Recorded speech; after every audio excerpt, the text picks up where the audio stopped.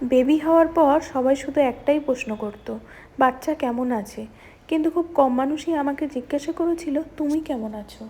আজ আমি আমার জীবনের এমন একটা গল্প শেয়ার করব যেটা আমি এতদিন কাউকেই বলিনি।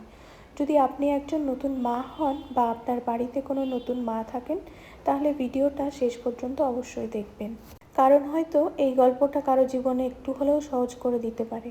আমরা সবাই ভাবি বাচ্চা হওয়ার পরের সময়টা শুধু আনন্দে ভরা। সোশ্যাল মিডিয়ায় আমরা দেখি সুন্দর সুন্দর ছবি, হাসি মুখ, ছোট্ট বেবি, সবাই কতই না খুশি। কিন্তু ক্যামেরার বাইরে একটা দুনিয়া আছে যেটা খুব কম মানুষ দেখায়। আমার জীবনেও সেই সময়টা এসেছিল। বেবি জন্মানোর পর প্রথম কয়েকটা রাত আমি ভাষায় বোঝাতে পারবো না কতটা কঠিন ছিল। দিনে সবাই থাকতো, সবাই বেবিকে কোলেও নিত, আদর করতো, আবার পরামর্শ দিত। কিন্তু রাত হলেই যেন পুরো পৃথিবীটাই বদলে যেত। একটু পরপর দুধ খাওয়ানো, ডায়পার বদলানো, আবার কান্না। কখন যে রাত শেষ হয়ে সকাল হতো বুঝতেই পারতাম না। সবচেয়ে মজার ব্যাপার কি জানেন, সবাই বলে এভাবে করো, ওভাবে করো, বাচ্চাকে এভাবে ধরো, ওইভাবে ঘুম পড়াও। কিন্তু রাত 3টেয় যখন বাচ্চা একটানা কাঁদছে, তখন সেই ঘরে আপনি ছাড়া কেউ থাকে না। সেই অসহায় অনুভূতিটা ভাষায় বোঝানো খুবই কঠিন। বেবি হওয়ার পর প্রথম 1.5 মাস আমি কলকাতায় ছিলাম, আর আমার হাজব্যান্ড তখন ব্যাঙ্গালোরে। আজ যদি আমাকে জিজ্ঞাসা করা হয় সেই সময়টা সবচেয়ে বড় ভুল কী ছিল, আমি বলবো ওকে একা ব্যাঙ্গালোরে ফিরে যেতে দেওয়া। আমি জানি সবার পরিস্থিতি একরকম হয় না, অনেকের চাকরি থাকে, দায়িত্ব থাকে, ছুটি শেষ হয়ে যায়। আমাদের ক্ষেত্রেও সেটাই হয়েছিল, তাই এটা কাউকে দোষ দেওয়ার কথা নয়।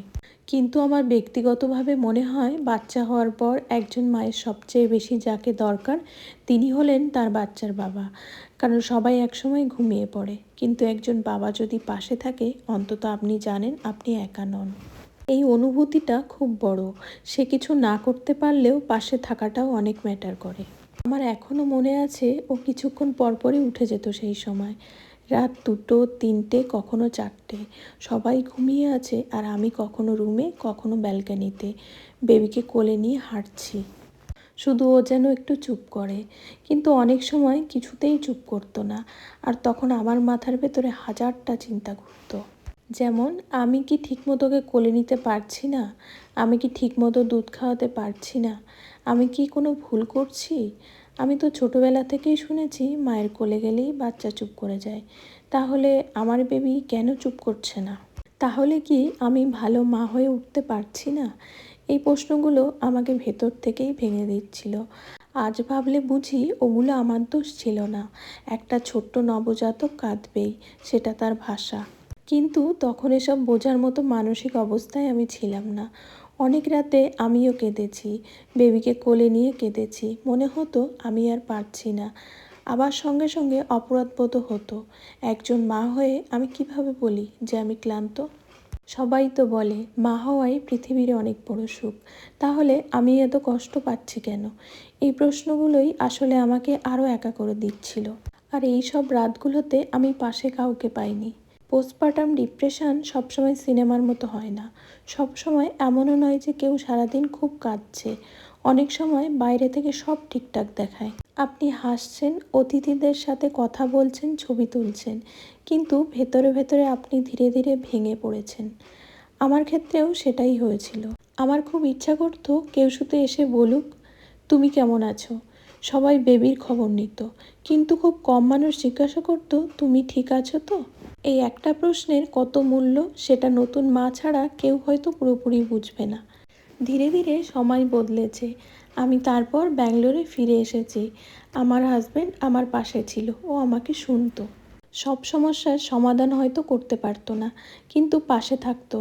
আর অনেক সময় একজন মানুষের শুধু পাশে থাকাটাই সবচেয়ে বড় সাপোর্ট। আজ যখন আমার ছেলে বড় হচ্ছে, তখন সেই রাতগুলোর কথা মনে পড়ে। ভাবি আমি কিভাবে পারলাম। তারপর নিজেকেই উত্তর দিই আমি একা পারিনি, ধীরে ধীরে শিখেছি। ভুল করেছি, আবার শিখেছি, আর এটাই স্বাভাবিক।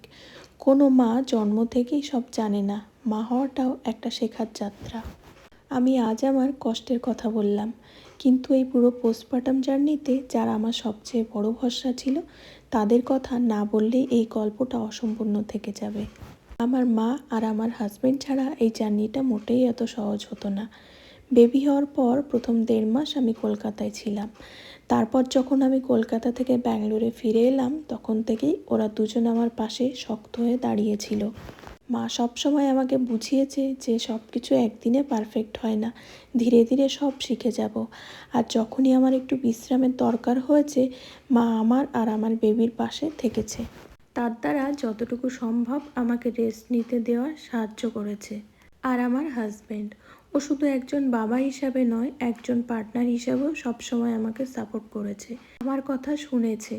আমি যখন নিজেকে নিয়েই সন্দেহ করেছি, তখন আমাকে বিশ্বাস করিয়েছে যে আমি একজন ভালো মা। অনেক ছোট ছোট কাজ নিজের দায়িত্ব করে নিয়েছি, যাতে আমার উপর চাপটা একটু কমে। আজ পিছনে ফিরে তাকালে বুঝতে পারি একজন নতুন মায়ের জন্য ভালোবাসার সাপোর্টটা কতটা গুরুত্বপূর্ণ। তাই আজ আমি মন থেকে আমার মা আর আমার হাজব্যান্ডকে ধন্যবাদ বলতে চাই।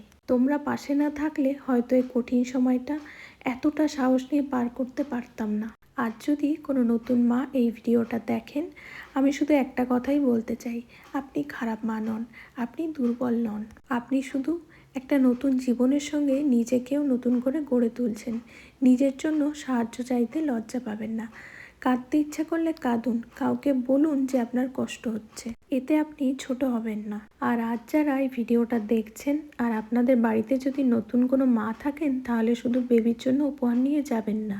একজন মায়ের পাশে বসে জিজ্ঞাসা করুন, তুমি কেমন আছো? বিশ্বাস করুন, এই শব্দটা অনেক সময় ওষুধের থেকেও বেশি কাজ করে। আজ ছিল আমার বেবির 7 মাসের বার্থডে। দুপুরে খাওয়া দাওয়া শেষ করে কিছুক্ষণ ঘুমের পর উঠে ওর কয়েকটা সুন্দর সুন্দর 7 মাসের থিমের ছবি তুললাম। প্রতি মাসে ওর একটা করে ছোট মেমোরি তৈরি করার চেষ্টা করি, কারণ এই সময়গুলো সত্যি খুব দ্রুত চলে যায়। আর আজ 7 মাস, দেখতে দেখতে একদিন 1 বছর হয়ে যাবে।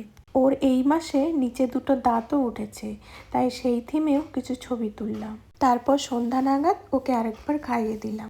রাতে রিন্টু অফিস থেকে ফিরলে আমরা একটু বাইরে বেরিয়েছিলাম, আর সেখান থেকে ফিরে প্রতি মাসের মতো এবারও আমরা বাড়িতে একটা ছোট্ট কেক কাটলাম। কোনো বড় আয়োজন নয়, শুধু আমরা 3 জন, আমাদের ছোট্ট পরিবার আর অনেক ভালোবাসা। এইভাবেই শেষ হলো আজকের দিনটা। আর যারা এই ভিডিওটা দেখছেন, যদি আপনাদের বাড়িতে কোনো নতুন মা থাকেন, তাহলে শুধু বেবির নয়, মায়েরও খোঁজ নিন। অনেক সময় পাশে থাকা, কথা শোনা আর একটু মানসিক সাপোর্টটা একজন মায়ের সবচেয়ে বড় শক্তি হয়ে ওঠে। যদি আপনিও এমন একটা সময়ের মধ্যে দিয়ে গিয়ে থাকেন আর যদি শেয়ার করতে স্বাচ্ছন্দ্য বোধ করেন, তাহলে কমেন্টসে আপনার অভিজ্ঞতা লিখতে পারেন। হয়তো আপনার একটা গল্প আর একজন নতুন মাকে সাহস দেবে। ভিডিওটা ভালো লাগলে অবশ্যই লাইক করবেন। দেখা হবে পরে নতুন একটা ব্লগে। সবাই ভালো থাকবেন, সুস্থ থাকবেন।